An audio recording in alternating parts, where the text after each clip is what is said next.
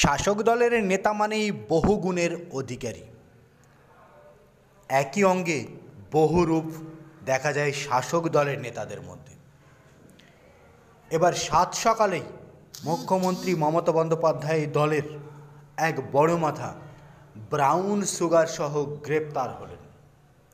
তার বাড়ি এবং তার অফিস থেকে মিলল প্রচুর পরিমাণে ব্রাউন সুগার মাদক দ্রব্য, যা নিয়ে চাঞ্চল্য ছড়িয়েছে গোটা রাজ্যে।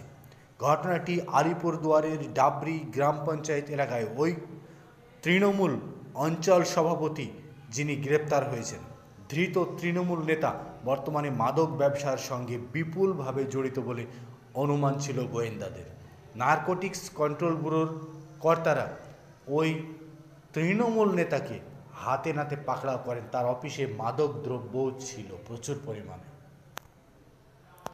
প্রশাসনের কাছে গোপন সূত্র মারফত মাদক পাচারের খবর ছিল, আর সেই মতো গতকাল সোমবার রাতে মাঝের ডাবরি গ্রাম পঞ্চায়েতের অঞ্চল সভাপতি বিষ্ণু রায়ের বাড়িতে হানা দেয় পুলিশ আধিকারিকরা। ঘটনাস্থলে বিশাল পুলিশ বাহিনী গোটা ঘটনাস্থল ঘিরে ফেলে। তারপরে ওই তৃণমূল নেতার বাড়ি এবং তার অঞ্চল সভাপতির অফিস, দলীয় অফিস, সেখানে গিয়েও প্রচুর পরিমাণে মাদকদ্রব্য উদ্ধার করে পুলিশ এবং নারকোটিক্স কন্ট্রোল ব্যুরোর কর্তারা, এবং সঙ্গে সঙ্গে তাকে গ্রেপ্তার করা হয়।